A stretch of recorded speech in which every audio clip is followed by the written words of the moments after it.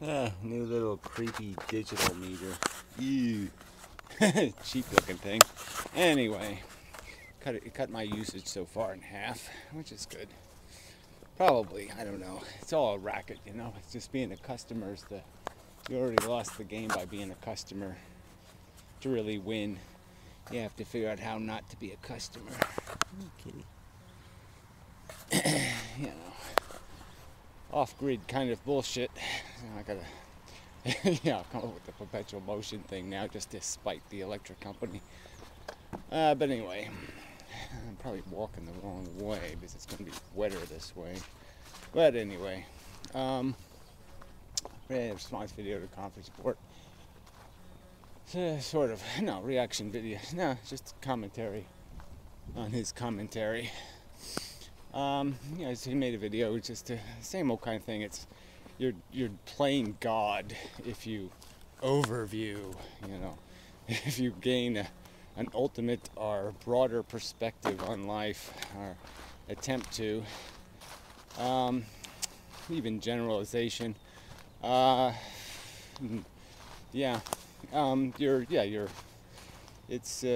playing God, you're doing religion if you figure out form and function, if you define things based on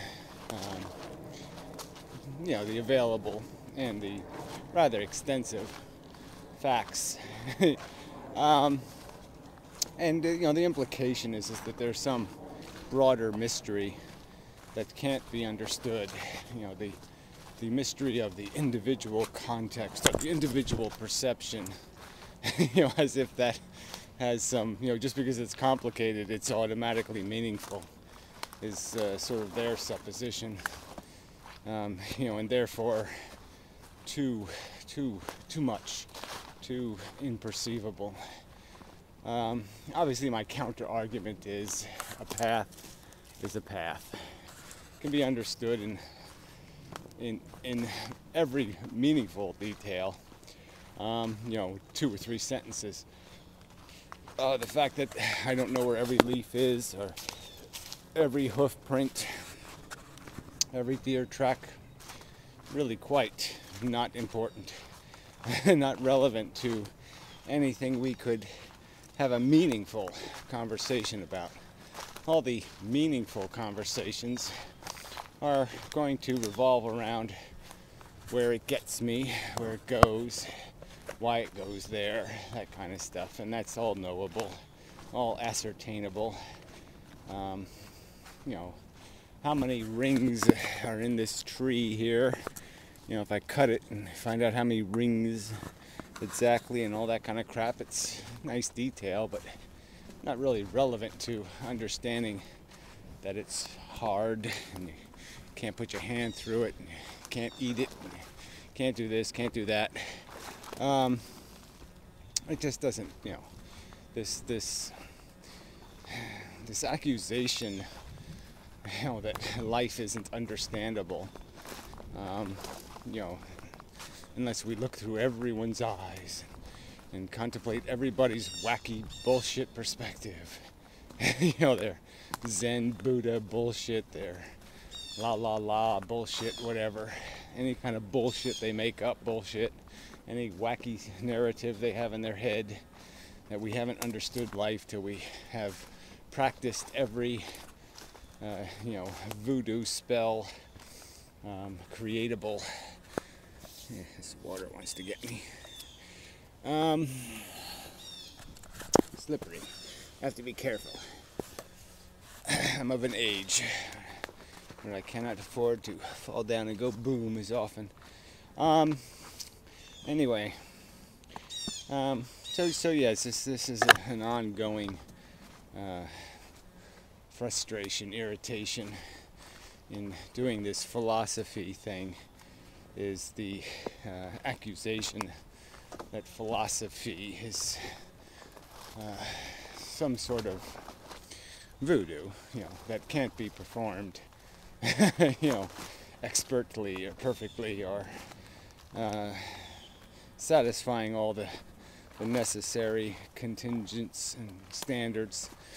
I've often complained about language, even brought that up a little, and certainly its inadequacies exist, but they're not insurmountable inadequacies, insufficiencies, inexactitudes.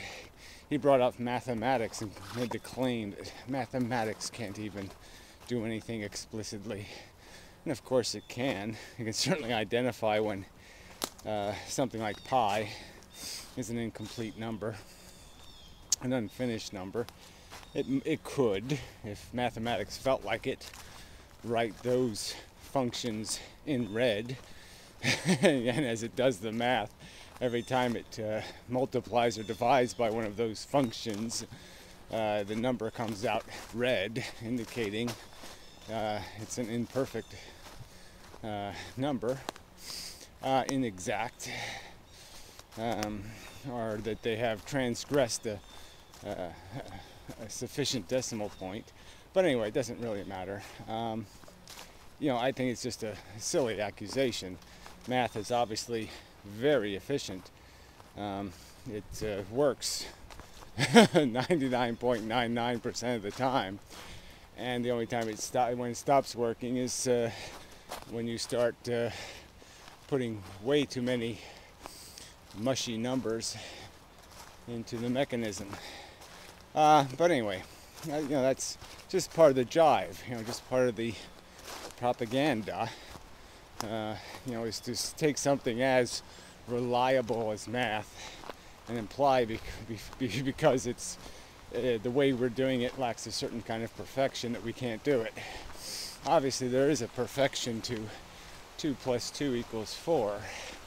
It has always been and will always be. So let's not play games. When it's right, it's right. We can be right in a lot of conclusions about what we're doing here, what our functionality is. Hey, let me Log. Hi there, Log. Hey there, buddy. What are you doing? Wait. You want to go sailing, don't you? I mean, you always wanted to go to the ocean, didn't you? Always want to go.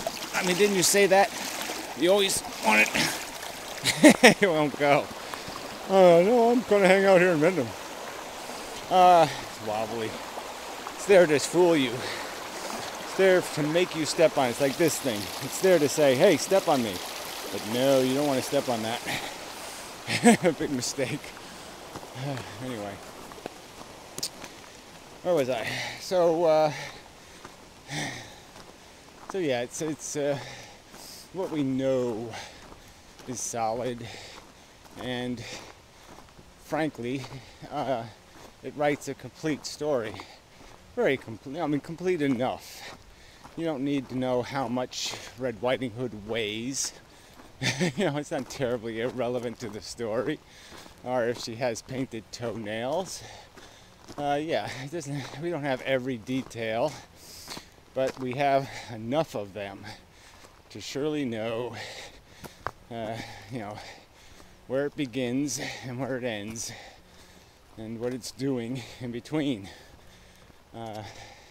It's here. We have the information available. We have the knowledge available, and all we have to do is tell the story. Yeah, I'd argue that's what I'm doing in my philosophy.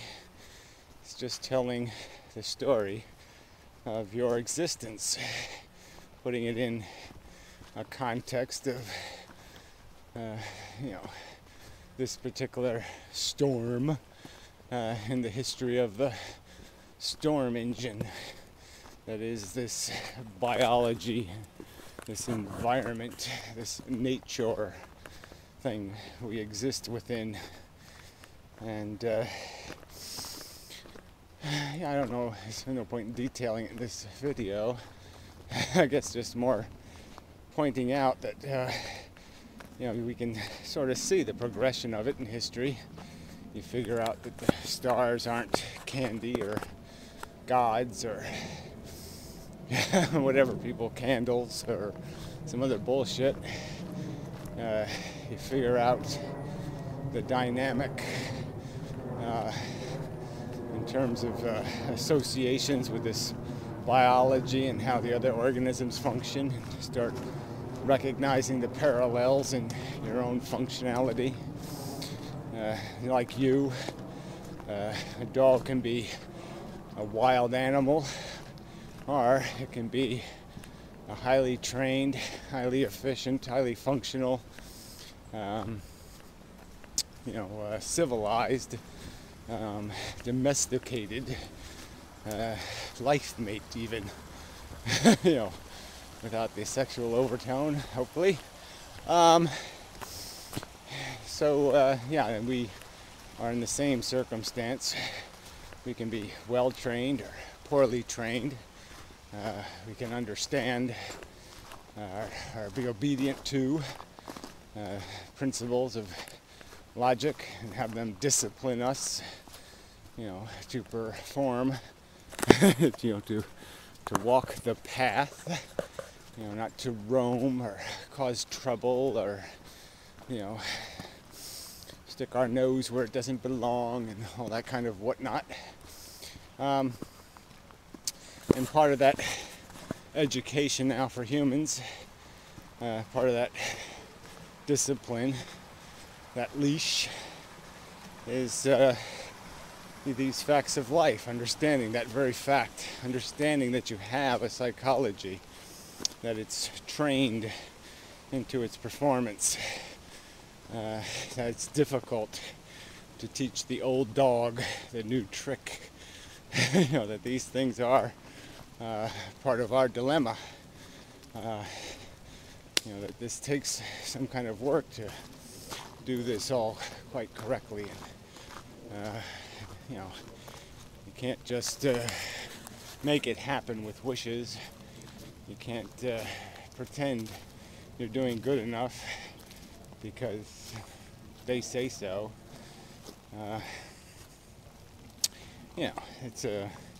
But we know all this. We know the nature of the animal. We know it's built to do a certain kind of running, so to speak, scheming, hand tool manipulation. We see our attributes. We see where we got them from. And the question is, now we have this capacity to look over it all, build a model that has more than just our path in it, more than just our desire. We can see the other dogs, we can see the other players, see their functional, their substantive equality to ourselves, the value in all of us getting the destination of satisfaction and comfort. We can see that allowing this brain to scheme just for this body is an obvious diminishment of its potential. It's limiting its potential if it works only for this. Intelligence is something grander than that. Knowledge. And it's just such a... So it's funny, it's like the only value that's sort of pure in its will. It's the will of intelligence to solve problems. I was sort of writing about that when I was watching Conference Report's video. That it's what the game is for intelligence. I've often said this. It only has the one mission: problem solving. And and so we're back to what's the simplest solution? What's the straightest line you can draw between problem and solution? Prevention. You can't get easier than that. And in this scenario, it's the rational choice, because there's no value outside of that correcting for the error, and there is no possibility of inefficiency outside of the maintenance of our need machines. And clearly, as the mud and worms and goop and slop would indicate, there's no intelligent function to this, king for a day or queen for a day bullshit.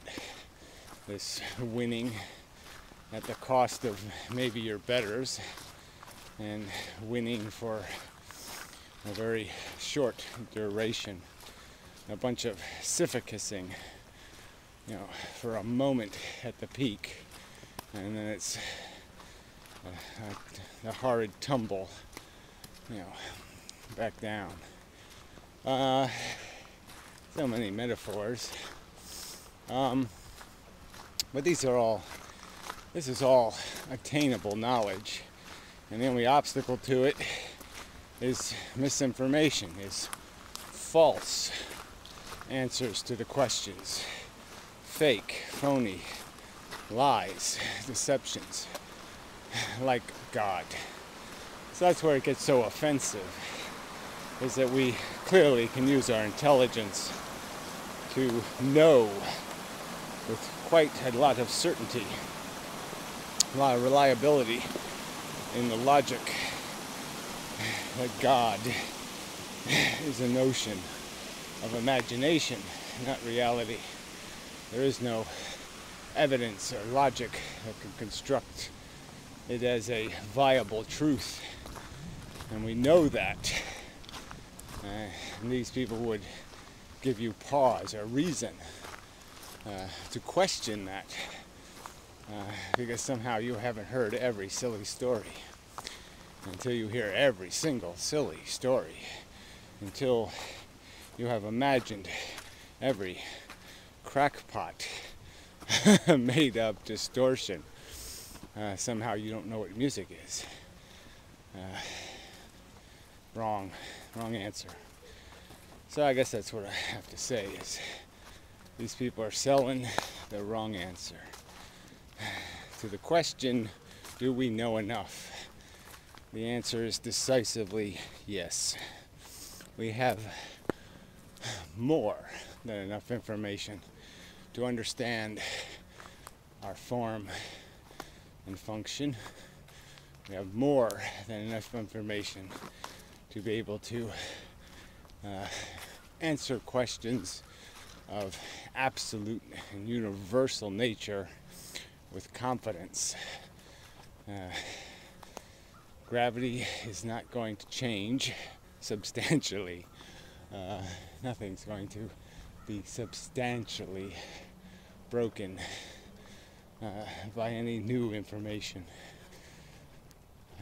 The truth is now written, in very good ink. Yeah, it's not going anywhere.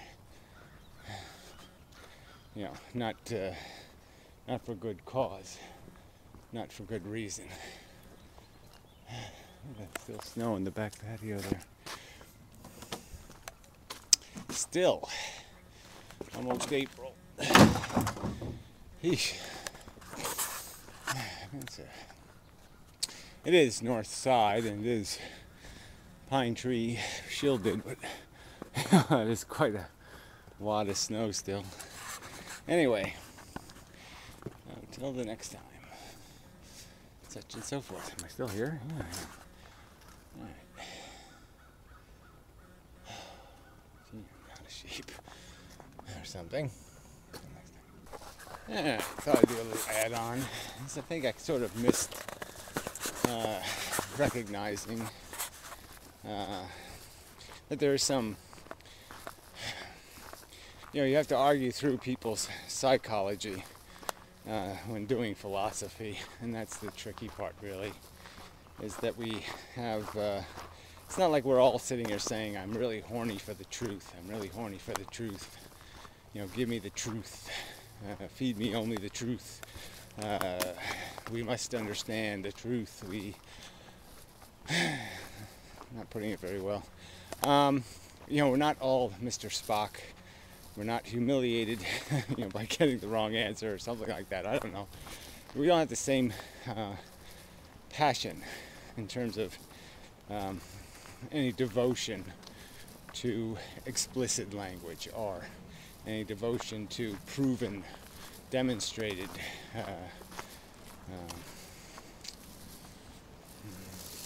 descriptions of reality. So that's part of the problem, is people aren't as motivated or driven by, we don't gravitate to the better language, the saying it more precisely, that kind of thing. It's not something people just generally do.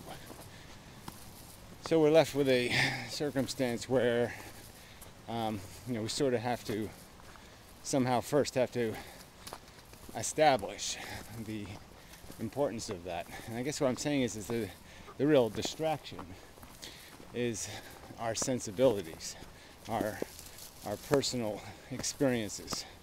What has conditioned us, what our taste is, what has made us sick, so to speak, what we've been sick on. And these things are going to profoundly affect, how obvious certain things are, how easy to see things will be, how much your native sensibilities are consistent with the truth is going to say a lot about how comfortable you'll be with accepting a truth.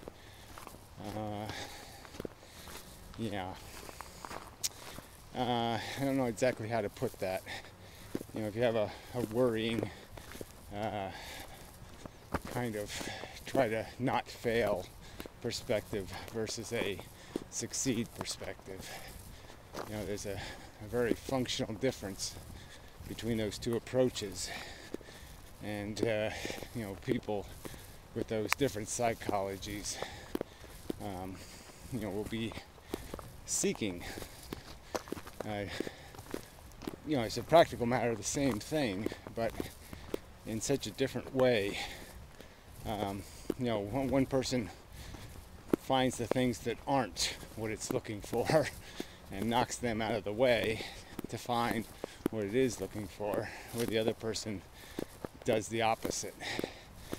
And you end up with a different, perhaps a different efficiency in finding through those different approaches of disposition. There's times where boldness is very useful. Being not blighted by practical concerns, for a failure. Maybe even in war, some of the, best stories are the stories that were so unlikely to end in victory. They were more likely to create failure, defeat. But because of circumstances, it worked out. And, in hindsight, it was wrong. But in, the practical reality is what's reinforced is the rightness of the result. Overwhelms a rational judgment. I suppose if you live next door to a lottery winner, it might give you a false sense of doability. Might make it seem like winning isn't hard to do. That kind of thing. I don't know if I'm still getting to what I wanted to get to. I guess I'm just making a minor concession to the fact that we do have to talk philosophy to individuals that are largely still controlled by their psychology, and they're going to psychologically react to the performance of the philosophy as it's fed to them. If there's a distasteful bit to their psychology, they may reject the entire meal.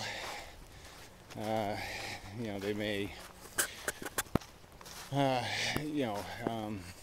generalize that experience with one piece to conditioned response to the entire play, kind of thing. So I guess you could say there could be elements or pieces of something that from a psychological perspective, the error is very loud. A minor error, and it's a catastrophic to your psychological comfort and capacity to accept any of it. I guess it's demonization. It's the concept in another form. Certainly I think we do it with politics. Once a politician does a few wrong things, then all of a sudden you perceive them as being incapable of doing anything right or anything honest. In the case of politicians and lawyers, that might be true. It might not be a problem or a defect of psychology, but we can, I think, logically understand that that's a danger of doing philosophy across people who are more psychology than they are. They're more a psychology than they are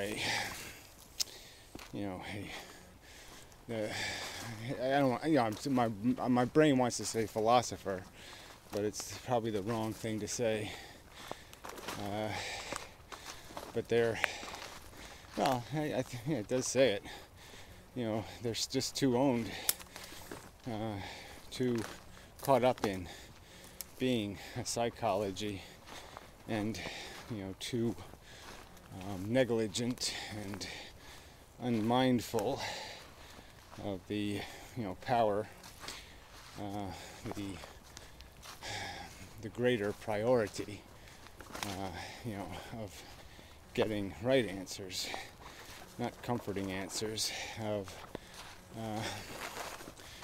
doing the logistical work, the frustrating, unpleasant work of philosophy, which is not being controlled, not being, I can't say not being psychologically reactive, because I just don't think we can be not psychologically reactive, but we can understand that our psychology will resist, and that you have to step over that resistance. Certainly as you get older, wiser, things become a little so solid you don't realize that there were times in your life where it wasn't so certain, that you did have to look in the mirror and face some obvious, what seems obvious now, this idea of the contemptibility of your own selfishness and your own ego, and recognizing the superficiality of much of your character. Once you've got 25 or 30 years from those realizations, they don't seem difficult anymore. But if you revisit when you were doing it, you know, you can see, perhaps realize that it was rather psychologically traumatic, you know, to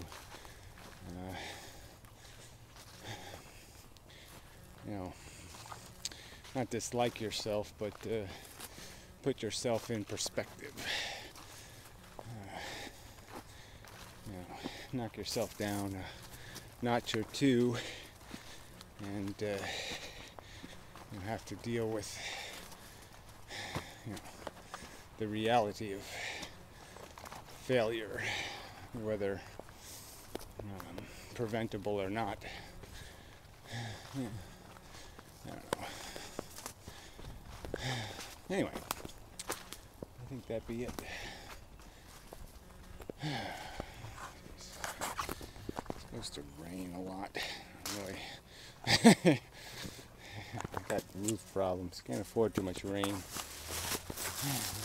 some of this. Thank you, snow. Look at that. It's kind of nice.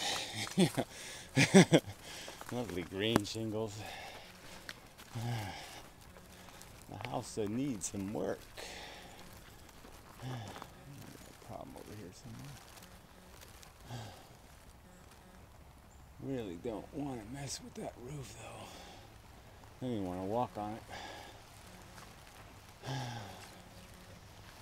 Yeah, what I can do. Anyway, that's not your problem. Couple of places there.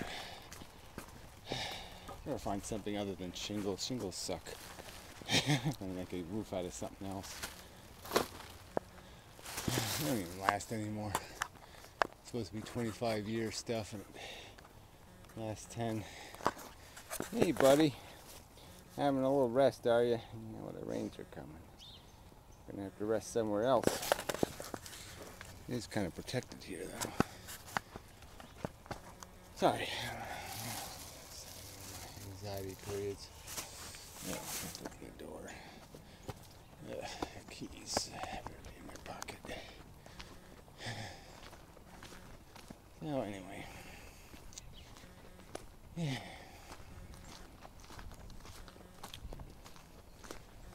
Till the next time, and such.